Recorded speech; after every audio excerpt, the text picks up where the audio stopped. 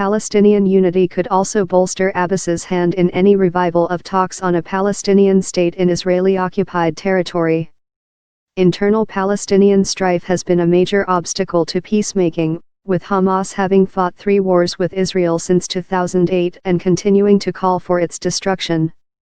Hamas's agreement to transfer administrative powers in Gaza to a Fatah-backed government marked a major reversal, prompted partly by its fears of financial and political isolation after its main patron and donor, Qatar, plunged in June into a major diplomatic dispute with key allies like Saudi Arabia.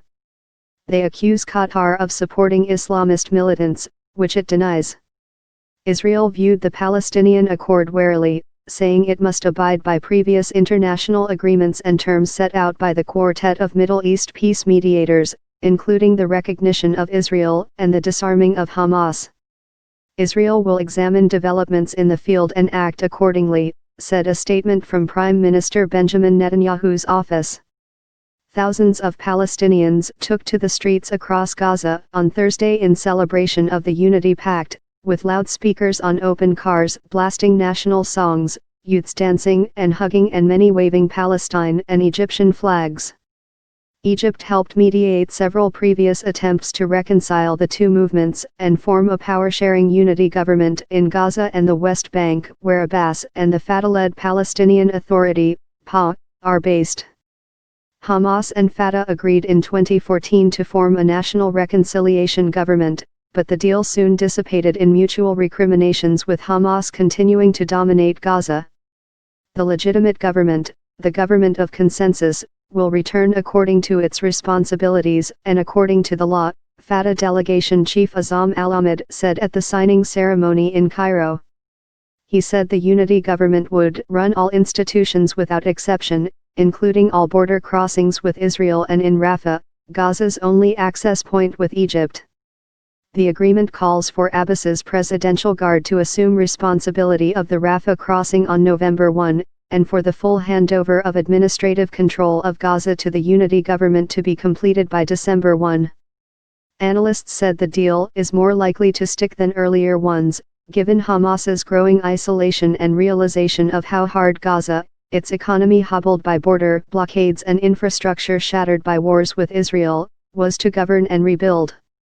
Deeper Egyptian involvement, believed to have been backed by Saudi Arabia and other Arab states, also helped cement the deal. We in Hamas are determined and are serious this time, and just like all other times. We have dissolved the administrative committee, shadow government. We have opened the door to reaching this reconciliation, Saleh Araouri, the head of Hamas negotiators in Cairo, said after the signing ceremony. Delegations from the two rivals have been in talks in Cairo this week to work out the details of the administrative handover, including security in Gaza and at border crossings. Rafah crossing key was the Rafah crossing, once the gateway to the world for the 2 million people packed into the small impoverished territory. Fatah said it should be run by the Presidential Guards, supervised by the European Union Border Agency, EUBAM, instead of the Hamas-linked employees now deployed. EUBAM Rafah maintains readiness to redeploy to the Rafah crossing point when the security and political situations will allow, said Mohammed Al-Sadi, press officer for the EU Coordinating Office for Palestinian Police Support. Any decision on EUBAM deployment would be taken in conjunction with the Palestinian Authority and Israel's government, he said in a statement. Some 3,000 Fatah security officers are to join the Gaza police force. But Hamas would remain the most powerful armed Palestinian faction, with around 25,000 well-armed militants. Both rivals hope the deal's proposed deployment of security personnel from the PA to Gaza's borders will encourage Egypt and Israel to lift tight restrictions at frontier crossings, a step urgently needed to help Gaza revive a war-shattered economy.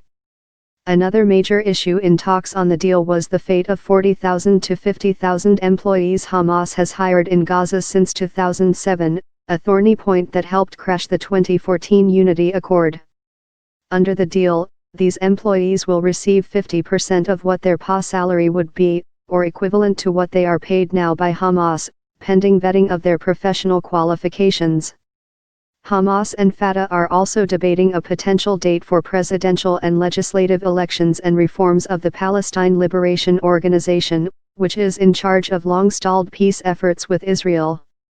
The last Palestinian legislative election was in 2006, when Hamas scored a surprise victory. That sparked the political rupture between Hamas and Fatah, which eventually led to their short civil war in Gaza.